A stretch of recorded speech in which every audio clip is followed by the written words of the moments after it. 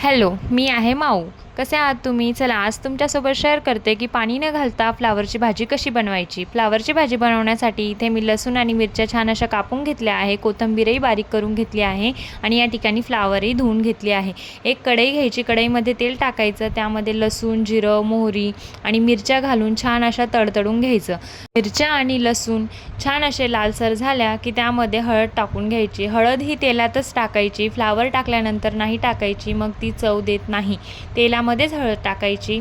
तेलात हळद टाकल्या लगेच त्यामध्ये फ्लावर घालायची. फ्लावर टाकल्यानंतर छान असं हलवून घ्यायचं, एकत्रित करून घ्यायचं. त्यानंतर त्यामध्ये गरजेनुसार मीठ घालून घ्यायचं. मीठ घातल्यानंतर त्यामध्ये कोथिंबीर टाकायची. कोथिंबीर टाकल्यानंतर मस्त अशी तिला मिक्स करून घ्यायची. त्यामध्ये आपल्याला पाणी टाकायचे नाही आहे, त्यामुळे पाणी अजिबात टाकायचं नाही, थोडं पण नाही घालायचं त्यामध्ये पाणी. मस्तपैकी तिला तेलामध्ये छान अशी वाफवून घ्यायची.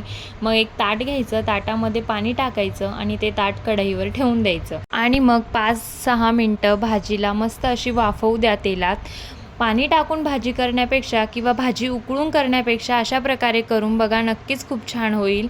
5-10 मिनटानंतर बघा भाजी किती छान अशी झालेली आहे आणि ती छान अशी वाफवली पण आहे. चला मग, तुम्हाला माझी भाजीची रेसिपी आवडली असेल तर मला नक्की सांगा कमेंट करून.